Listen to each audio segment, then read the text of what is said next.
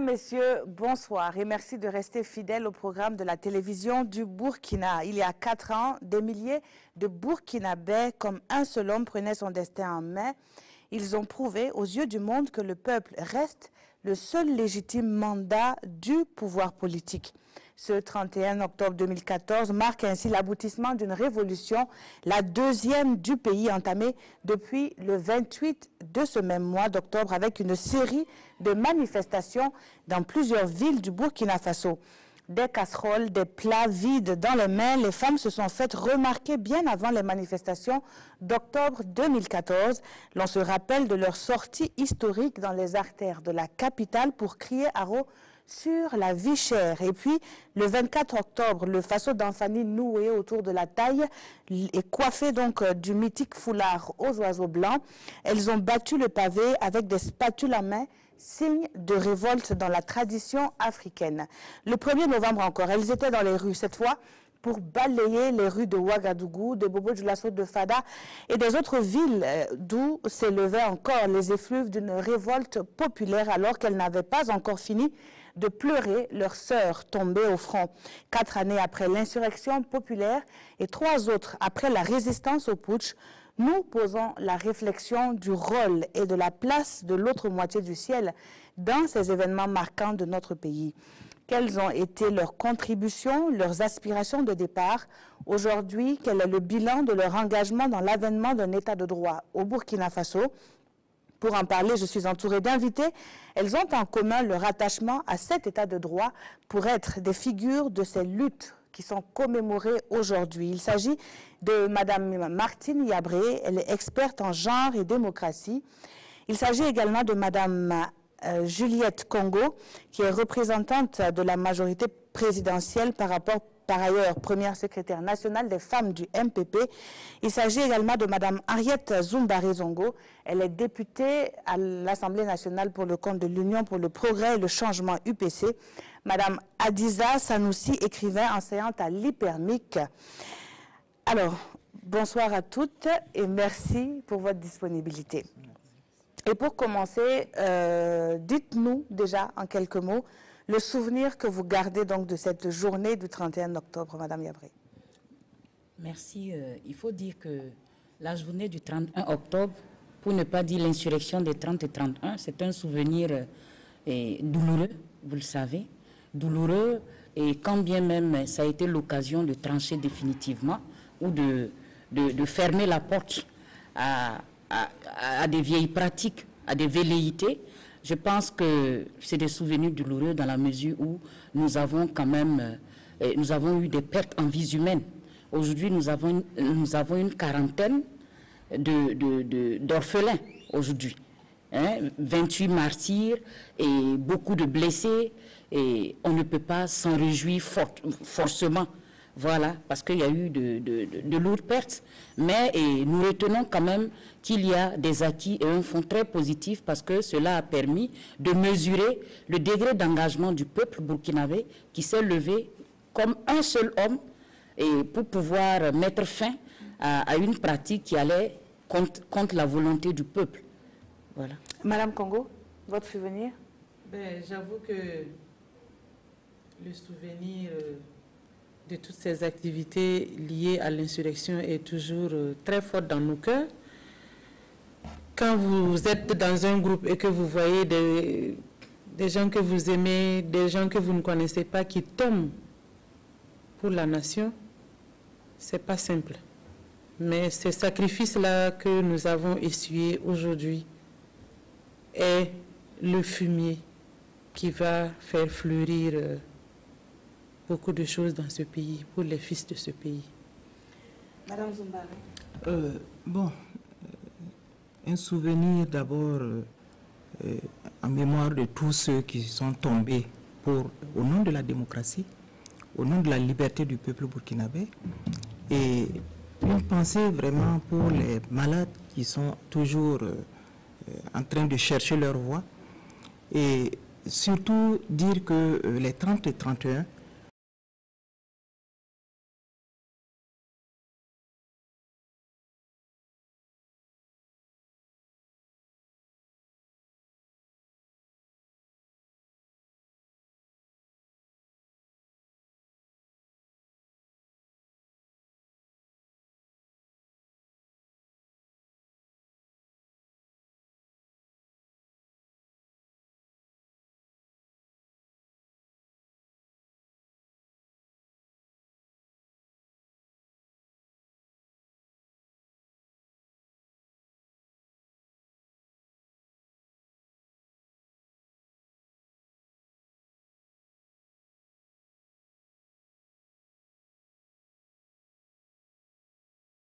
parlementaires de l'opposition politique en son temps, l'ADJ et l'UPC, où on a véritablement demandé à ce que le peuple burkinabé s'érige contre ce passage en force de la loi pour instituer le Sénat, qui va ouvrir la voie également à la prolongation du mandat du président Blaise Compaoré.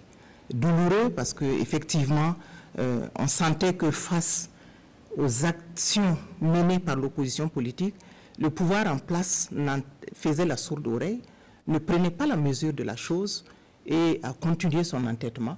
Et c'est cet entêtement qui nous a conduit les 30 et 31, où véritablement on a enregistré des morts et beaucoup de nombreux blessés, beaucoup de dégâts, qu'on pouvait vraiment faire l'économie de tout cela.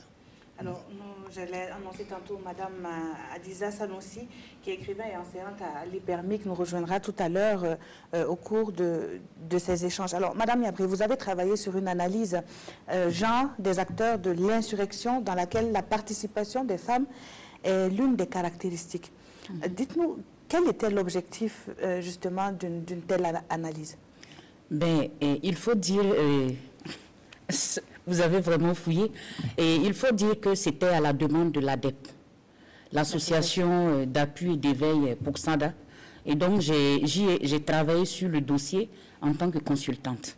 Et voilà, et l'objectif, c'était quand même de pouvoir évaluer la contribution des différents acteurs dans l'avènement de ce changement. Et c'était une analyse stratégique dans la mesure où cela a permis quand même d'identifier les causes profondes de cette insurrection. Et pour, selon que nous soyons de sexe féminin ou de sexe masculin, c'était important. Et également la catégorie d'acteurs engagés vraiment pour ce processus. Et c'était un peu ça, l'objectif de l'analyse. Et cette analyse, justement, elle a fait ressortir la place et le rôle de la femme dans Évidemment, la femme a joué le bon rôle. Le bon rôle, même si on en parlera certainement, même si au finish, elle sort plus ou moins, entre guillemets, perdante, et elle a joué le bon rôle et le plus gros. Parce que c'est elle qui a donné le ton de la lutte, elle a ouvert le bal, elle a donné le courage au pantalon. On dit toujours que le pagne a donné le courage au pantalon. De toute façon, c'est des pagnes qu'on a pris coup des pantalons par la suite pour le processus. Donc, il y a eu cela. Et il faut aussi noter que des femmes, elles n'ont pas que marché avec les hommes. Elles se sont souciées également, pendant qu'il y avait la marche, de trouver des moyens de s'occuper toujours de leurs enfants, de leurs époux, de leurs collaborateurs et leurs filles qui étaient engagées. Il y en a qui procuraient le beurre de karité, du lotus, de l'eau. Il y a eu pas mal d'actions que les femmes ont eu à mener. Voilà, elles étaient aux petits soins, même des marcheurs. Ouais. Voilà. D'accord, donc déjà on a situé le rôle, l'objet de notre débat est ainsi situé, on peut dire ainsi. Madame Congo, vous étiez dans les rues de Ouagadougou avec votre spatule à main. Qu'est-ce qui vous a poussé à y être? Alors, ce qui nous a poussé à cette marche-là, c'est comme le disaient mes sœurs ici présentes, le ras-le-bol était arrivé à un niveau où nous ne pouvions plus rester au fond de nos maisons pour regarder ce qui se passait. Alors, quand vous alliez dans les lieux publics à Ouagadougou ou dans les familles, il y en a qui disaient « Ah, on est fatigué ». Tout le monde disait on est fatigué, mais personne ne réagit à cette fatigue-là. Et vous étiez fatigué? Ben, on était très fatigué par rapport à ce qui se passait parce qu'on ne peut pas assister à une montée d'une famille, d'un clan, d'un groupe, pendant que l'autre moitié, ou du moins le plus gros de la population, est dans une situation vraiment critique, une situation où l'incivisme était devenu le maître mot de la vie dans la capitale de Ouagadougou et même de façon générale dans le pays. Et comme les femmes, elles aussi, elles ont un très grand rôle à jouer dans les différentes communautés, nous nous sommes concertés et nous avons dit, bon, nous allons apporter notre part par rapport à cette situation-là en changeant les donnes. Et quand nous nous sommes mises dans le coup, les choses se sont passées comme vous avez vu et le changement s'est opéré. Et vous pensez que la marche des femmes a été décisive? Bien sûr, parce que Ceux qui ont vu les femmes sortir le 27 avaient déjà tiré la conclusion que le pouvoir en place n'allait pas tenir, parce que les femmes, quand elles disent non, rien ne résiste à la femme. Madame Zoumbari, est-ce pour ces mêmes raisons que vous êtes sortie vous aussi, ou bien vous aviez d'autres raisons bien spécifiques? Bon, il faut dire qu'à l'époque des événements, le président de notre parti avait réussi à fédérer toutes les tendances politiques au niveau du chef de file de l'opposition, et auxquelles tendances politiques la société civile aussi s'est jointe, et toute la nation entière. Parce que le siège du CEFOP était envahi et on sentait le ras-le-bol. En fait, les événements des 30 et 31 ont connu leur apothéose parce qu'il y a eu des activités antérieures qui ont permis cela, qui ont grossi au fur et à mesure. On se rappelle du meeting du mois de juin, du mois d'août, et on a compris que toutes les forces politiques de la nation avaient transcendé leur courant politique, leur idéologie, et avaient rejoint le groupe du CEFOP qui était la position de toute la nation entière. Parce qu'en fait, les événements sont intervenus pour dire non à la malgouvernance, l'absence de justice, tout le corollaire qu'on a connu en son temps, et le passage en force qui était envisagé pour instaurer le Sénat, et le Sénat devant permettre de lever le verrou et permettre au président de continuer à vie le mandat présidentiel. Et les femmes ont joué un très grand rôle, parce que je me rappelle encore au siège du CEFOP, ce sont des femmes surtout qui viennent de divers horizons, qui ont grossi le groupe au CEFOP, et quand on finissait une marche, elles demandaient la prochaine marche, c'est pour quand? Et justement, dites-nous, comment se faisait cette mobilisation des femmes? Est-ce que c'était justement parce qu'elles appartenaient à des partis politiques, ou bien elles sont venues de façon volontaire et spontanée? Oui. D'abord, l'appel a été, la mobilisation a été, le rassemblement a été sonné au niveau des partis politiques, des structures des partis politiques. Et ensuite, spontanément, d'autres groupes sont venus se joindre. D'abord, après les partis politiques, c'était la société civile. Et ensuite, c'était de tous horizons.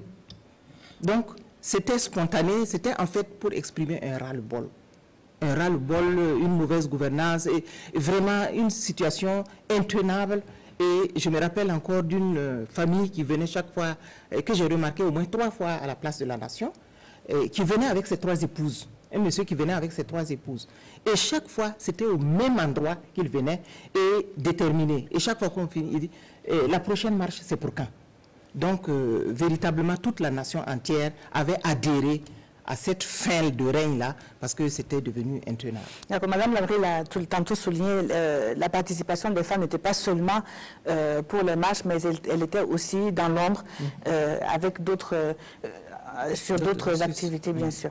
Alors, est-ce que aujourd'hui, justement, vous l'avez évoqué tantôt, Madame Labril, vous avez cette impression-là ou ce sentiment que les femmes, peut-être, aient été utilisées? Enfin, utiliser, c'est un gros mot quand même. C'est trop fort. Parce que si je dis utiliser, c'est comme si je chosifiais la femme. Non, les femmes, les gens n'ont pas été reconnaissants vis-à-vis des femmes. Elles n'ont pas été utilisées parce qu'elles s'y sont engagées de façon responsable et puis par conviction. Donc elles n'ont pas été utilisées, c'est en toute responsabilité et en toute conscience qu'elles se sont engagées. Par contre, il n'y a pas eu de la reconnaissance pleine vis-à-vis des femmes. Ça c'est clair, parce que quand vous voyez l'implication, dès le 1er novembre, dès le 1er novembre, il y a eu tout un processus. Et vous avez l'élaboration de la charte de part et d'autre.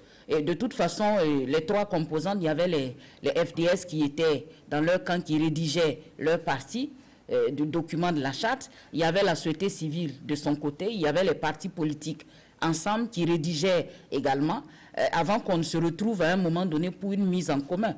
Évidemment, de part et d'autre, les femmes y ont contribué. En tout cas, en ce qui concerne la société civile, il y a eu peu de femmes qui ont contribué.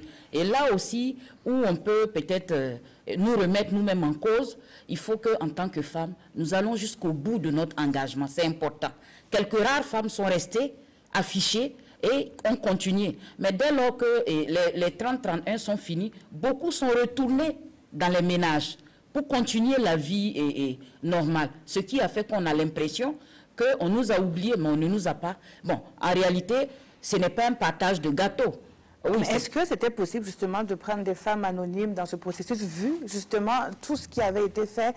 Il y avait des partis politiques qui étaient représentés, il y avait la société civile. Est-ce que ces femmes qui sont retournées, comme vous le dites, dans les ménages, est-ce qu'elles ont eu ce sentiment-là d'avoir une main tendue pour continuer cette lutte qu'elles ont commencée?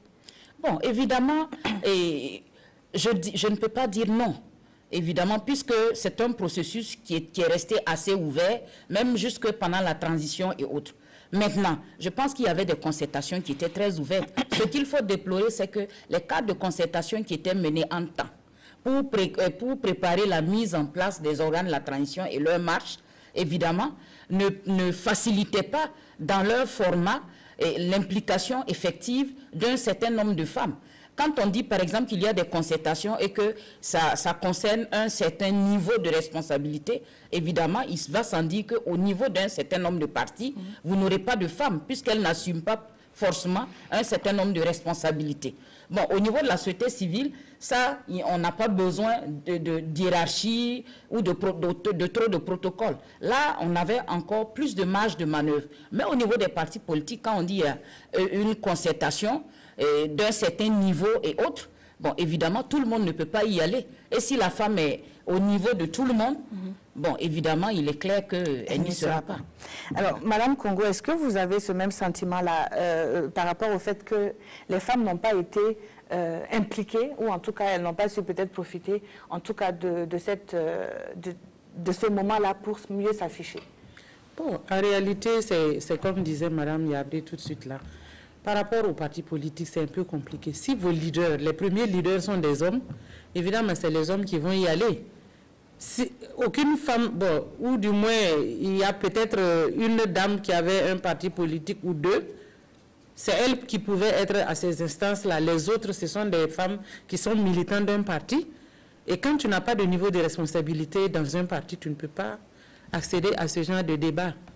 Voilà, c'est ça qui peut-être a freiné aussi l'engagement des femmes à ce niveau-là et qui a donné le sentiment après que, bon, on a abandonné les femmes et tout ça, mais moi, je ne pense pas que ce soit un abandon parce que, de toute façon, à tous les niveaux, les femmes avaient toujours la possibilité de donner de la voix et d'assumer un certain nombre de responsabilités. Alors, Madame Zumbaré, Madame Congo le disait tantôt, il y avait une femme, je vais citer Sarah Sélémé, qui était une des figures donc, de ce mouvement des femmes-là en ce temps. Est-ce que vous seriez favorable à ce que cette dame-là puisse conduire la transition du Burkina?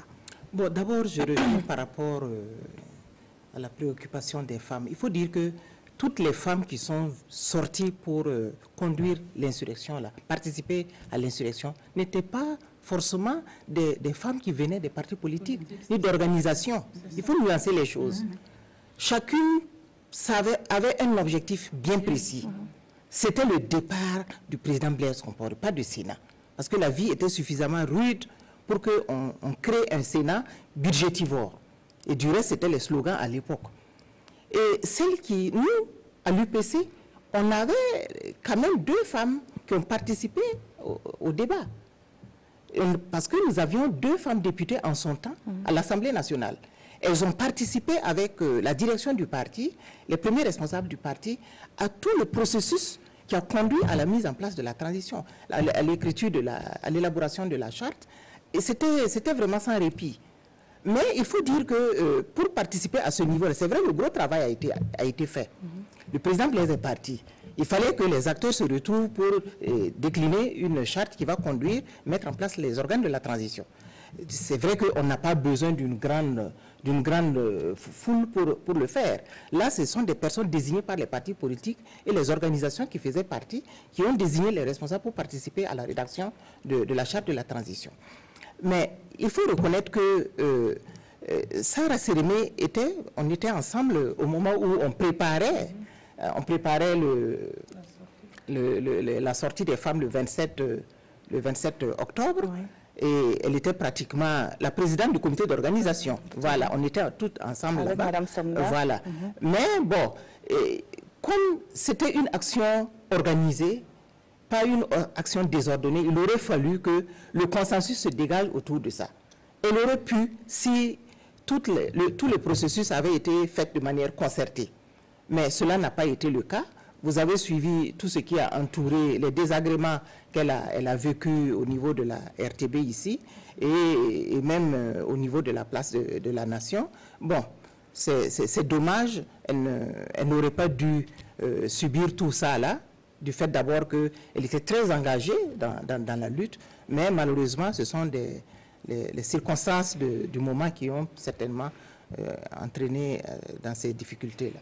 Alors, nous allons poursuivre justement avec aujourd'hui, est-ce que les femmes sont récompensées à la hauteur des sacrifices qu'elles ont eu à avoir? Parce qu'on parle de perte de martyrs, mais on parle c'est des enfants de femmes, c'est des pères, c'est des maris, c'est deux dames martyrs qu'on déplore aussi parmi les victimes, les personnes décédées. Est-ce qu'aujourd'hui, les femmes sont récompensées? Quand je parle de récompense, c'est dans la vie, aujourd'hui, 4 ans après cette insurrection-là, Madame Yabré. Bon, et récompenser, je vais nuancer un peu par rapport au mot, parce que récompenser, c'est comme si on avait poursuivi un gibier, on l'a abattu, donc il faut le partager de façon équitable et autre. Mais si on l'image un peu, on peut dire qu'il y a comme une forme d'ingratitude vis-à-vis du combat que la femme a mené. Parce que quand on regarde le degré et le niveau d'engagement des femmes, et on revoit un peu, on fait un peu l'analyse aujourd'hui des différentes positions que les femmes occupent, aussi bien au niveau politique, et même économique, et social, on peut quand même se poser beaucoup de questions. On peut se poser beaucoup de questions et je vais même aller jusqu'à m'inspirer d'une expression de Thomas Sankara qui dit « Une révolution qui met en perte et profit l'émancipation de la femme, on se demande si elle n'est pas inachevée. » Inachevé parce qu'aujourd'hui, au sorti, je dirais même que le nombre de femmes avant l'insurrection à l'Assemblée nationale était encore plus élevé. De 24, on est passé à 13, ensuite, aujourd'hui, on est à 17. Voilà. Et les 17, ce n'est pas sorti de l'urne. On prend le gouvernement, c'est pareil, les conseils municipaux. C'est la même chose au niveau de... Bon, peut-être au niveau des postes de gouverneur, ça va quand même. Mais relativement, on peut dire qu'il y a quand même un certain nombre de mesures fortes au niveau social qui sont quand même prises et qui entrent dans le sens de consolider le statut de la femme au niveau social. Ça, il y a quand même des acquis à ce niveau. Mais au niveau politique, il y a toujours des problèmes pour les postes électifs et surtout les postes nominatifs qui dépendent que de la volonté politique des décideurs. Alors, Madame Zoumbari, qui est une actrice politique au niveau de l'Assemblée nationale, je rappelle que vous êtes députée UPC. Est-ce que vous êtes aujourd'hui satisfaite Est-ce que vous ressentez d'abord ou bien vous mesurez des retombées de cette insurrection-là? Vraiment, c'est une insatisfaction à l'endroit d'abord des victimes. Des victimes qui ont sacrifié de leur vie pour que le pouvoir soit en place aujourd'hui. Et quand on regarde, sous le CNT, le mérite a été d'avoir voté une loi pour prendre en charge les pupilles de la nation. Mais véritablement, dans la réalité, on ne voit rien venir. Et j'irai même jusqu'à... cette déception se poursuit avec l'insécurité que nous vivons aujourd'hui et de nombreuses femmes sont devenues des veuves. Beaucoup d'enfants sont devenus des orphelins et on ne voit véritablement pas quelque chose se mettre en place parce que quand même c'est au nom de la nation que tout ce monde-là, tout ce beau monde-là est décédé et que des blessés continuent de chercher leur repère. Et quels sont vos plus grands regrets aujourd'hui? Bon, le plus grand regret, c'est de n'avoir pas priorisé ceux qui se sont sacrifiés pour que nous retournions à une démocratie où nous sommes aujourd'hui. Le plus grand regret, c'est là. C'est vrai, on me dira que dans notre pays, tout est prioritaire, mais dans les priorités, il faut prioriser aussi les priorités. Et je crois que la première des priorités, c'était de permettre aux âmes des défunts, aux familles, de vivre décemment et de reconnaître, de vivre cette reconnaissance de la nation-là. Malheureusement, jusqu'à présent, c'est une attente vaine.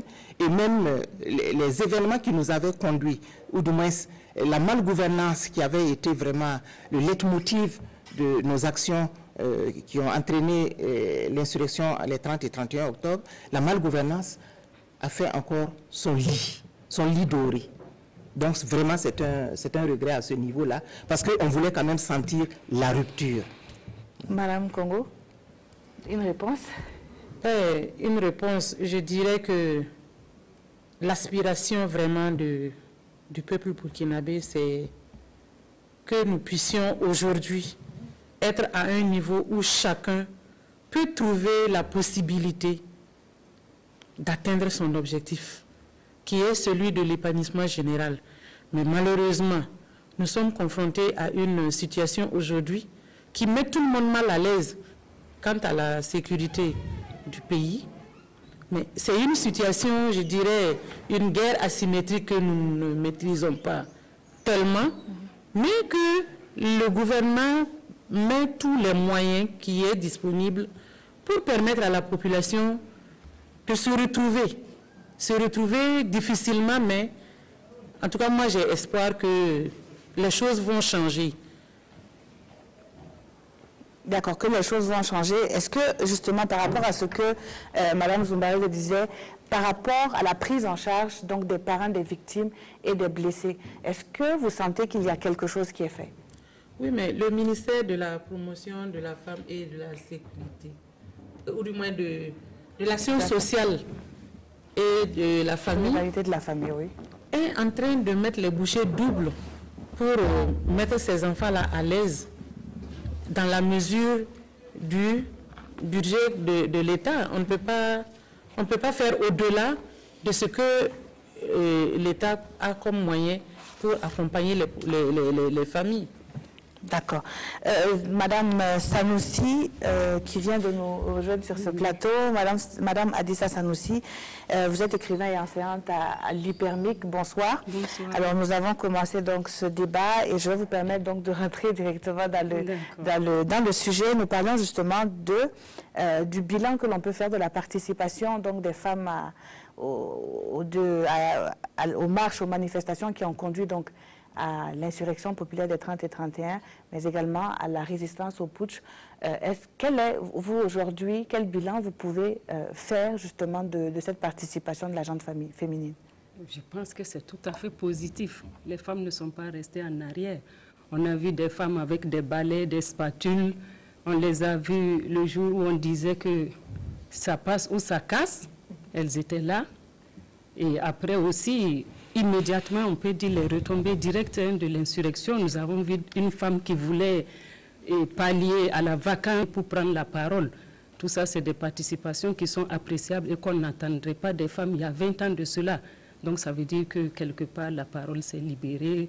Les femmes ont pris un peu plus d'engagement que d'habitude, surtout dans nos sociétés où on sait que la femme, c'est le foyer, c'est la maison, c'est garder les enfants. Donc, c'est comme si, en tout cas, le leadership a dépassé ce cadre-là pour maintenant se situer au niveau même de la prise du pouvoir. Bon, même si dans la société traditionnelle, on a des cas comme les Yenenga, les Gimbi Ouattara, qu'on peut prendre comme exemple, mais bon, ça c'est l'histoire. Mais aujourd'hui, vraiment, on peut dire que les femmes dans cette lutte-là ont pris une place assez importante et qu'il faut saluer. D'accord. Madame Yabri, nous parlions tantôt justement d'une désillusion, peut-être de... Est-ce que vous avez des regrets? Moi, le seul regret, ou du moins les seuls regrets, c'est que j'ai l'impression, à l'analyse des différents comportements des uns et des autres, que les acteurs n'ont pas suffisamment tiré de leçons de ce que nous avons vécu, de toute cette traversée. Parce que pour moi, un des acquis fondamentaux de l'insurrection, c'est quand même la limitation des mandats. Ça, c'est un acquis définitif. on revient, ce n'est même pas négociable, ce n'est pas discutable, c'est un acquis, c'est désormais inscrit dans la Constitution noir sur blanc. C'est l'acquis majeur. Le second acquis, pour moi, c'est cette forme de solidarité qui est née autour de valeurs essentielles. Nous sommes en train de perdre ces valeurs parce que, vous voyez, après l'insurrection, les gens, il y en a qui ne sont pas sortis de la peau de l'insurgé. Oui. Et on est insurgé, oui. Mais quand on se retrouve dans un état de droit quand même, parce que s'il y a eu une transition de 13 mois, c'est pour préparer à amorcer une période normale d'état de droit, une période beaucoup plus démocratique. Et donc, dans ce sens, quand même, il y a un certain nombre de normes, de règles, quand même, auxquelles il faut se conformer. Malheureusement, j'ai le regret quand même de constater le taux d'incivisme qui va grandissant. La faute à qui, selon vous? La faute à qui? La faute à tout le monde. La faute à tout le monde. Évidemment, il y a l'impunité, et bon, l'impunité, oui, mais l'incivisme, très criard. On a vu ici des gens qui ont frappé une artiste, la mettre à nu, par exemple. Bon, je pense que quand même, ce n'est pas des comportements. Oui, on a vu également, et on demande de part et d'autre la démission de X, de Y et autres, tout ça. Oui, on peut s'exprimer dans un état de droit, mais quand même, je pense qu'il y a des mécanismes et des procédures normales, normaux plutôt, par lesquels on peut passer. Donc, c'est en fait ça, peut-être mes regrets. Sinon, si le processus était à reprendre, je serais engagée. Alors, Madame Sanoussi, Madame Yabri l'a dit tantôt, on parle d'acquis de l'insurrection. Quels sont ces acquis, selon vous, pour la femme? Peut-être pas seulement pour la femme, parce qu'il faut dire que l'insurrection, ce n'était pas vraiment pour défendre un droit particulier de la femme. C'est parce qu'il y avait un climat général de ras-le-bol. Donc les gens ne sont pas allés à l'insurrection parce qu'ils estiment que la femme est opprimée, qu'elle a des droits qui sont bafoués. Du coup, si on veut apprécier les acquis de l'insurrection en nous limitant seulement aux acquis pour la femme, on peut dire qu'il reste beaucoup à faire. Il n'y a pas grand-chose qui a été fait vraiment pour montrer qu'après l'insurrection, il faut défendre un droit particulier pour la femme. Si je prends par exemple l'Assemblée nationale, le nombre de députés femmes n'a pas augmenté. Actuellement, elles ne sont que 15. Donc, il n'y a pas grand-chose qui a changé sur ce plan. 17. Il y a une députée qui m'a dit qu'elles sont 15 actuellement. 17. Madame la députée à l'Assemblée nationale, donc je pense que son chef elle m'a dit qu'elles sont 15. Donc, ce côté déjà, on peut dire que rien de particulier n'a été fait. Au niveau du gouvernement, peut-être on peut se targuer de dire que la ministre de l'économie est à un poste clé. Ce qu'on n'a pas vu il y a quand même longtemps. Généralement, c'est des hommes qui occupent ce poste-là. Donc, peut-être qu'on peut estimer tout ça comme des acquis, mais je pense qu'il faut raison garder parce que l'insurrection n'avait pas pour objectif de défendre les femmes.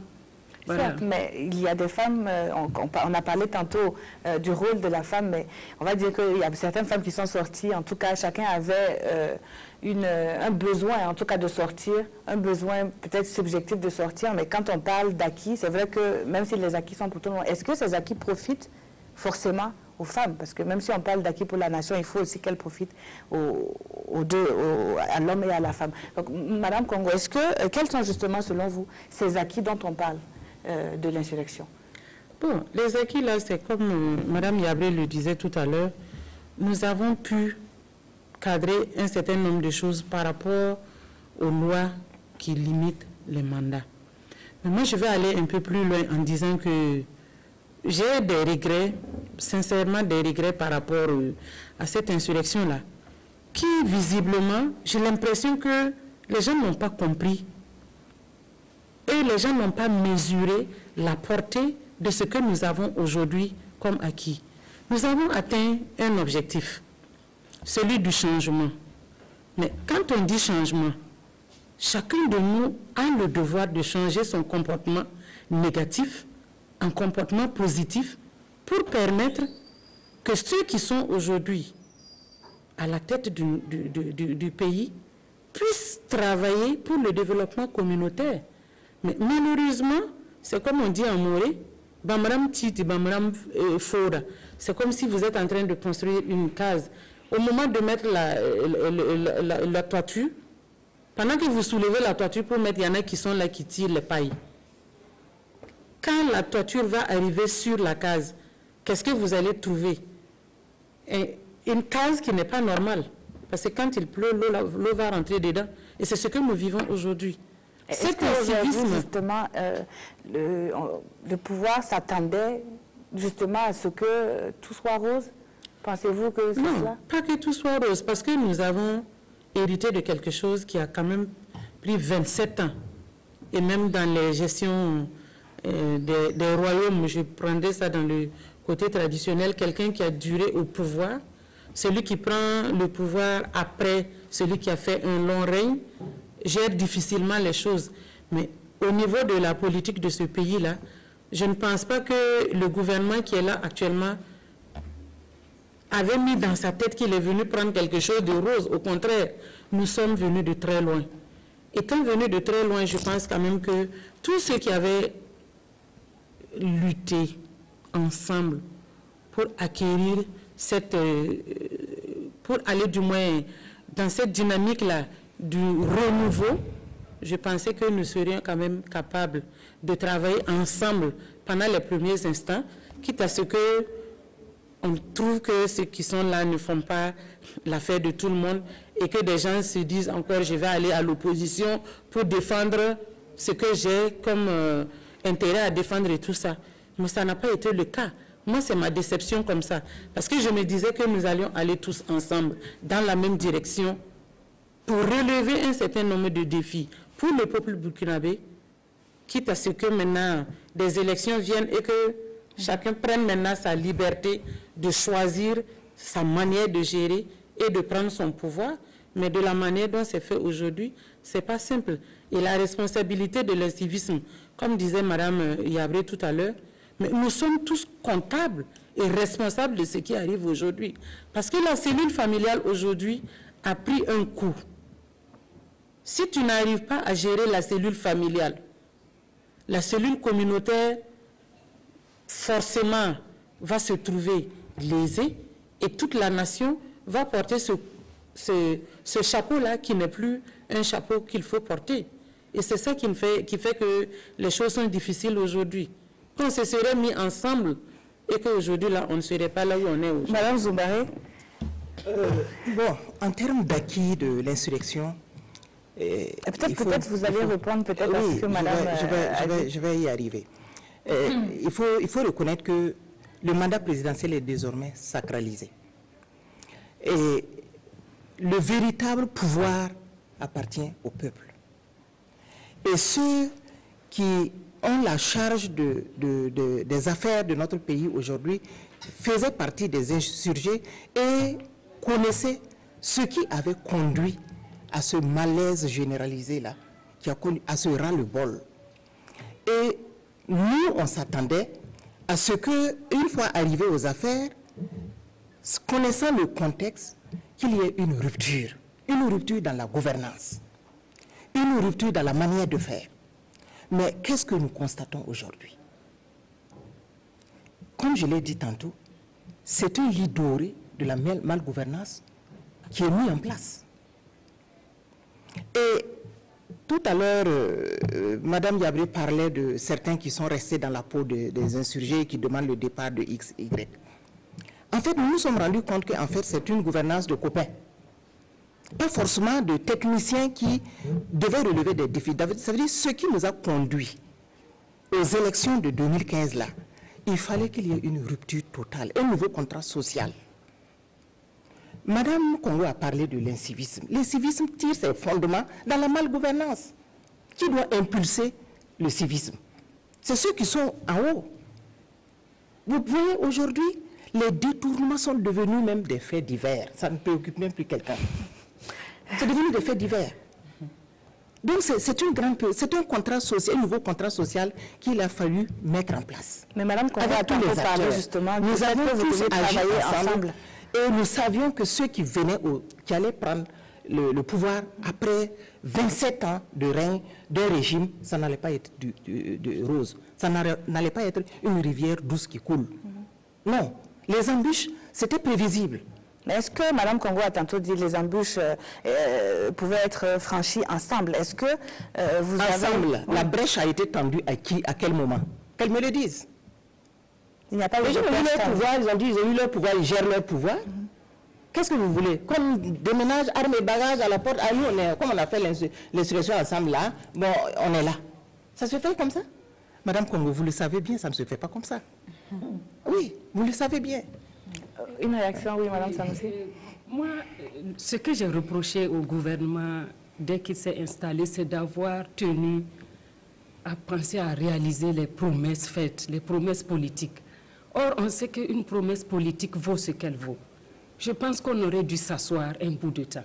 Nous avons vécu 27 ans de dictature, entre guillemets, même si ce n'est pas le terme qu'on a toujours employé, mais il y avait quand même une certaine forme de dictature, une sorte de patrimonialisation du pouvoir qui était là.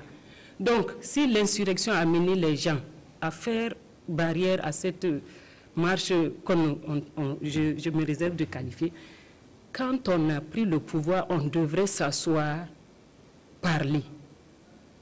Parler, c'est une forme de participation. C'est vrai que ça allait nous prendre du temps, mais il fallait quand même consulter les gens pour savoir maintenant qu'est-ce qu'on fait de cette victoire qu'on a eue. C'est vrai qu'on peut dire que pendant la transition, on aurait pu gérer tout ça, mais la transition, c'était d'abord pour calmer les esprits. Mais ceux qui ont pris le pouvoir par des élections qu'on estime être démocratiques et que tout le monde a salué, on devait s'asseoir, demander aux gens concrètement on fait quoi. Mais tout de suite, on a commencé, on avait promis telle chose, on se dépêche de réaliser.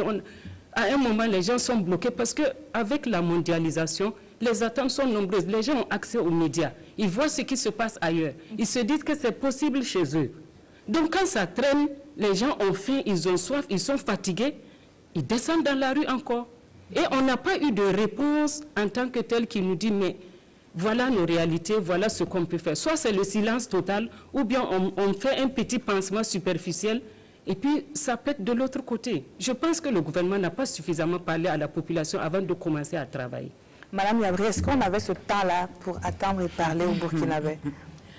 Et Peggy, permets-moi de revenir un peu sur ce que Madame Zumbari a dit. Et j'avoue que quand j'ai parlé de certains gardent toujours la carapace d'insurgés, bon, elle s'est sentie interpellée, bon, ce qui est normal parce que, bon, ils sont au niveau de l'opposition, certes, nous, société civile, majorité et autres, tout ça, mais je ne les indexais pas forcément. C'est un état de fait qui est là, qui est réel, où on peut dire même que l'autorité de l'État est en mal. C'est de ça que je veux parler, pour me résumer. Et là, quand vous parlez des promesses de campagne, je ne suis pas d'accord. Hein? Il ne faudrait pas que les promesses de campagne restent lettres mortes et on les utilise pour flatter les jeunes et les femmes. Oui. Voilà.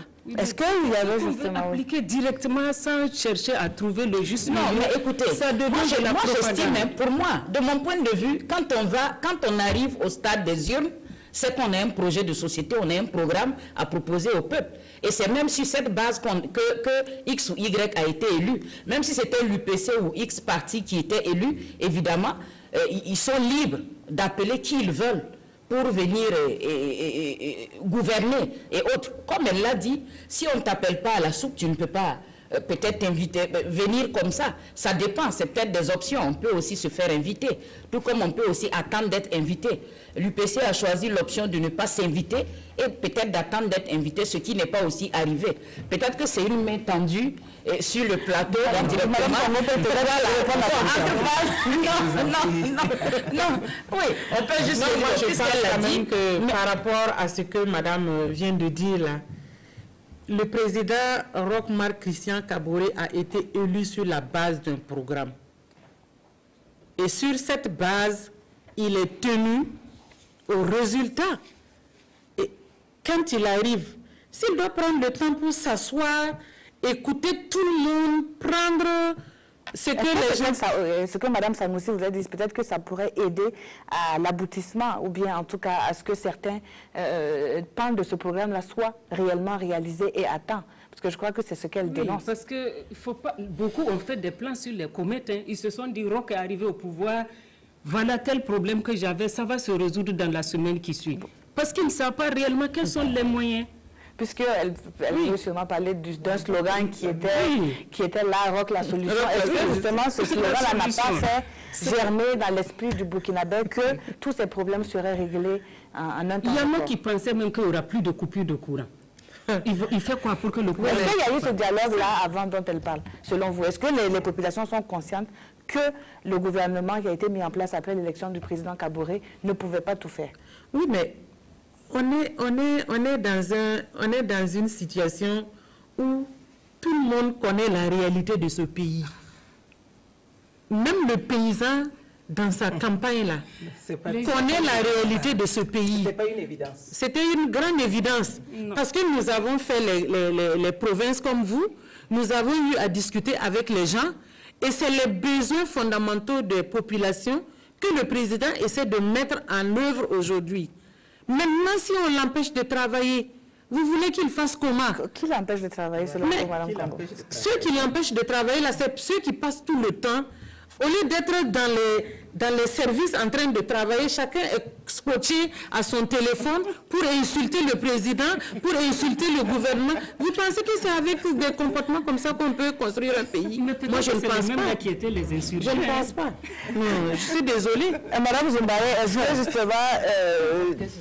Vous voyez, à l'instar de la gouvernance du pays, le nouveau contrat social dont je parlais, il vaut pour la situation sécuritaire pour notre pays aujourd'hui. Ça veut dire cette unité sacrée-là, qui nous avait tous amenés au CEFOP en 2014, là. On doit voir ça naître aujourd'hui autour de la question sécuritaire. Nous n'avons pas les solutions, hein, mais nous pensons que si on s'assoit ensemble, comme les mots aussi disent, si on s'assoit, on discute là, même si ça ne contribue pas à labourer le champ, ça peut résoudre des problèmes. Combien de fois le président du Faso a reçu l'opposition pour ces questions sécuritaires? Madame dites-moi combien de fois. Ah, ok. Dites-moi combien de fois. La Constitution même dit que le chef de l'État doit consulter l'opposition pour des questions d'intérêt national. La seule fois que le président a consulté le chef de file de l'opposition, c'est pour parler du référendum et du vote des Burkinabés de l'étranger. La deuxième fois, à ce haut niveau, c'est le Premier ministre qui les a reçus pour parler de la question sécuritaire. Mais on n'attend pas que le fantôme rentre dans la maison pour commencer à le chasser. D'accord. C'est important que les composantes politiques... Donc la solution, nous n'avons pas vu la solution. Et eux-mêmes, ils ont dit, ils ont fait 27 ans aux côtés du président Blaise Compaoré. Dès qu'ils arrivent aux affaires, il n'y a pas à attendre. Les solutions clés à main sont disponibles. Mais qu'est-ce que vous voulez que les gens attendent? Tous ces jeunes qui ont bravé les balles et tout, ont cru. Ils se sont engagés, ils se sont sacrifiés. Mais aujourd'hui, quel est le retour? Aujourd'hui, c'est une désillusion pour vous. Oui, parce que quand madame dit qu'ils ont parcouru, c'est vrai. Même en établissant le programme de société là, on devait avoir à l'esprit, tout le monde savait, tous les acteurs politiques savaient dans quel contexte nous trouvons le pays. Sans oublier parce que les 44 véhicules qui sont partis avec le président Blaise Compaoré, quel était leur contenu? Financièrement, on savait qu'il y avait asphyxie financière. Et il fallait prendre la mesure de la chose. Mais dès que le président est arrivé, le premier décret qu'il a signé, c'est quoi? C'est pour donner les avantages et créer l'indépendance de la justice. On n'a rien contre l'indépendance de la justice. Vous oubliez que dans notre pays là... Mais on pensait qu'il y avait des préalables à gérer d'abord avant cela. Je pense qu'on vous a compris, Madame Zumbaré. Oui, Madame Savie. Il faut aussi retenir, on le sait tous, que dans ce pays-là, nous sommes tellement habitués à avoir la main tendue que quand un citadin va en campagne et qu'il demande aux gens quels sont leurs problèmes, mais c'est normal qu'ils vous disent, ils commencent à rêver. Oui, ils commencent à rêver, ils fantasment. Donc tout ce qu'ils ont cité comme besoin, si vous leur promettez monts et merveilles, mais on attend que vous fassiez venir la pluie quand il y a la sécheresse. Et quand il n'y a pas de pluie, les gens réagissent de cette façon, ils cassent tout. C'est à vous de dire la vérité aux gens, vraiment les moyens sont limités, qu'est-ce qu'on fait? La vérité est connue de tous. Non, moi je m'excuse de sourire pendant qu'elle parle de quelque chose de sérieux parce qu'elle a parlé de quelque chose dont le président a été interpellé dans une radio, que depuis qu'il est là, il n'y a pas de pluie. Mais Depuis quand un individu peut faire venir la pluie, Mais justement, même si c'est président? Est-ce que ça répond justement à votre question de savoir que tout le monde est au courant justement des problèmes qu'il y a? Chaque Burkinabé connaît la réalité de ce pays. On n'a pas besoin de faire un film. Madame Congo, c'est là que je ne suis pas d'accord avec vous. Quand vous dites que tous les Burkinabés connaissent la situation là, c'est pas évident. Ah bon? C'est pas évident. D'accord. On va peut-être prendre l'avis de Mme Yabré, vous qui êtes experte en genre, vous êtes surtout sur le terrain. Est-ce qu'aujourd'hui, les Burkinabés ont cet éveil de conscience-là, des réalités, donc des marges de manœuvre du gouvernement pour pouvoir les accompagner peut-être dans la mise en œuvre du programme? Bon, est-ce que vous êtes sûr que dans les plus fins amours, les Burkinabés n'ont pas besoin d'être accompagnés? C'est la question que je vous pose. Je vous pose la question, je vous retourne une question. Oui, vous êtes en tout cas, je vous parle qu'aujourd'hui, le Burkina est dans une situation où tout le monde a besoin d'être accompagné. L'État a besoin d'être accompagné, le gouvernement, tout le monde a besoin d'accompagnement. L'opposition veut être accompagnée et la majorité, tout le monde a besoin d'accompagnement. Donc, on est dans un besoin permanent de besoin d'accompagnement. Pour dire que nous sommes dans un contexte assez sensible, fragile et difficile. Et Mme Zoumbare a décrit un certain nombre de faits et en majeure partie, c'est une réalité. C'est vrai qu'il y a un certain nombre de choses aujourd'hui. Il y a comme une crise de confiance entre la majorité et l'opposition. Il y a un problème de communication. Il faut manifestement aller au-delà d'un certain nombre de calculs politiques et politiciens pour pouvoir s'asseoir à la même table autour de questions d'intérêt commun le plus urgent possible. Parce que nous avons des défis majeurs. Nous avons des défis majeurs. Le premier défi, c'est celui de la sécurité nationale.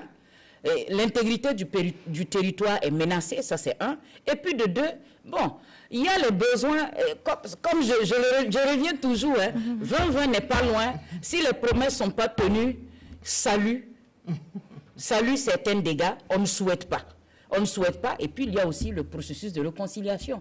On ferme les yeux là-dessus, mais il faut l'accélérer. Justement, on en vient à il faut aujourd'hui les dossiers de crimes de sang, crimes économiques, qui peinent à être traités depuis les années 60 jusqu'à maintenant. Il faut les vider rapidement. Ça, c'est important. Il faut même faire prospecter les voies d'une justice transitionnelle, parce que la justice moderne, elle ne réconcilie pas. Elle tranche. Elle tranche. Je ne demande pas de mettre en perte et profit et tous ces dossiers de crimes, de sang et économique. Non, il faut passer par le triptyque vérité, justice et réconciliation, mais il faut employer d'autres méthodes pour pouvoir accélérer les processus. Évidemment, il faut quand même revoir les formes de communication pour éviter au maximum un certain nombre de frustrations. C'est important. En tant que société civile, je fais un clin d'œil aussi bien à l'opposition qu'à la majorité. Il ne faut pas ignorer définitivement la société civile quand il y a les cadres de dialogue. Appelez-nous, nous avons quand même des contributions à faire. Ça, c'est vraiment important. Alors, vous l'avez tantôt évoqué, nous arrivons au terme de ce panel organisé déjà. Quelles sont, selon vous, ce qui doit être fait, les actions à mener pour justement ce que d'aucuns pensent, que l'insurrection aujourd'hui, c'est une désillusion, l'insurrection peut-être n'est pas aboutie, pour que justement les acquis dont on a parlé sur ce plateau puissent être consolidés vraiment, Madame Sanoussi? Bon, en tant qu'enseignante, éducatrice et tout, déjà, je pense qu'il faut vraiment, comme l'autre l'a dit, dans les familles et maintenant au niveau national, rééduquer les gens d'une certaine façon. Le côté incivisme et autres, la simple sensibilisation où les policiers qui s'arrêtent au bord de la route et qui font payer les gens, ça ne suffit pas pour que l'incivisme cesse.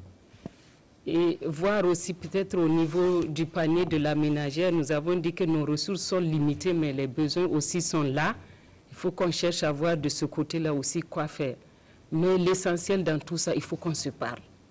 La communication est essentielle. Et je trouve que souvent au niveau du gouvernement, il y a trop de silence. Il faut que les gens attendent en vain et puis un jour, on vous sort une réponse. On ne doit pas attendre que les gens, que la rumeur gère les problèmes avant que l'État réagisse. L'État doit anticiper souvent. Quand on sent une crise qui arrive, on doit anticiper. Je pense qu'il faut ça pour que les gens se disent qu'on n'est pas sorti pour rien avec nos spatules et nos balais. Parce qu'une femme qui sort avec un balai, Et ça veut dire beaucoup de choses dans la société traditionnelle. Et il faut aussi que nous exploitions aussi nos ressources traditionnelles, les formes endogènes de réconciliation, de négociation. Ce n'est pas suffisamment exploité. C'est pas suffisamment exploité. Je pense qu'on peut se tabler sur ça pour avancer. Madame Zoumbari. Bon, moi je pense qu'il faut que effectivement les acteurs de la nation se parlent. Qu'on n'ait pas un comportement de suffisance, qu'on se parle. Deuxièmement, il faut que l'État donne la force publique aux structures de l'État. Parce que quand vous voyez des structures qui font des audits, des contrôles et tout ça, et il n'y a pas de suite, ne serait-ce que pour que ça dissuade ceux qui ont envie d'aller dans ce sens-là, d'arrêter. Il faut qu'on restaure l'autorité de l'État et que la force publique là soit vraiment remise à qui de droit. Et que les martyrs, qu'on ait vraiment un regard par rapport à ceux qui ont perdu la vie pour que les 30 et 31 octobre et pendant le coup d'État, et aussi que les mécanismes se mettent en place pour la prise en charge des orphelins et des veuves des soldats qui sont tombés au front, parce que c'est encore pour la nation qui se sont sacrifiés. Et je crois que, comme Madame Sanoussi l'a dit, la société traditionnelle avait des mécanismes. Qu'on ne les appelle pas seulement pour venir à l'ouverture ou à la clôture de cérémonie, mais qu'on les consulte dans leur tréfonds là, pour qu'ils sortent les ressources nécessaires pour que notre pays là se porte mieux. Parce que la réconciliation dont on parle, elle est absolument nécessaire. Et certains pays, le Rwanda a expérimenté une forme endogène qui a marché et qui a apaisé les cœurs. On peut imaginer cela. Dans nos sociétés traditionnelles, ça existait. Donc, on peut vraiment utiliser ces mécanismes-là pour apaiser les cœurs et puis diminuer la frustration. Voilà. Merci à vous. Madame Congo. Ben, je vais emboucher la même trompette que ma soeur parce que réellement, le Burkina ne se trouverait mieux que lorsque nous aurons pris conscience qu'il faut gérer justement ces situations de crise-là dans l'endogénéité. Parce que l'administration, quoi qu'on dise, quoi qu'on fasse, ce sont des choses qui sont venues d'ailleurs et nous avons nos valeurs traditionnelles ici qui ne sont pas prises en compte aujourd'hui et qui mettent à mal la vie dans notre société. Je crois qu'on gagnerait vraiment à aller dans cette dynamique-là pour trouver une solution définitive à ce qui vraiment empêche le Burkina Faso d'avancer. Et vous qui êtes de la majorité, est-ce que vous pensez que le Burkina est dans cette démarche-là? Oui, le Burkina est dans cette démarche. C'est vrai qu'on ne peut pas tout faire sur place, mais la démarche vers laquelle nous allons prendre le chemin, je crois que ça va aboutir à ce que le pays se trouve vraiment mieux. Donc nous allons peut-être prendre ce que Mme Congo dit comme une promesse. Merci à, voilà, merci à toutes en tout cas d'avoir été sur ce plateau. Je rappelle qu'il y avait autour de moi Mme Martine Yabré qui est experte en genre et démocratie, Mme Juliette Congo qui représentait sur ce plateau la majorité, elle est par ailleurs première secrétaire nationale des femmes du mouvement du peuple pour le progrès MPP, Mme Ariette Zoumbari Zongo qui est députée à l'Assemblée nationale pour le compte de l'Union pour le progrès et le changement UPC et Mme Adiza Sanoussi, écrivain, enseignant à l'Hypermic. Merci à toutes d'avoir été sur ce plateau. En tout cas, vos contributions, je pense qu'elles sont d'anthologie, elles seront bien suivies par qui de droit. Merci à vous, chers téléspectateurs, de nous avoir suivis. Très bonne suite de programmes sur la télévision du Burkina.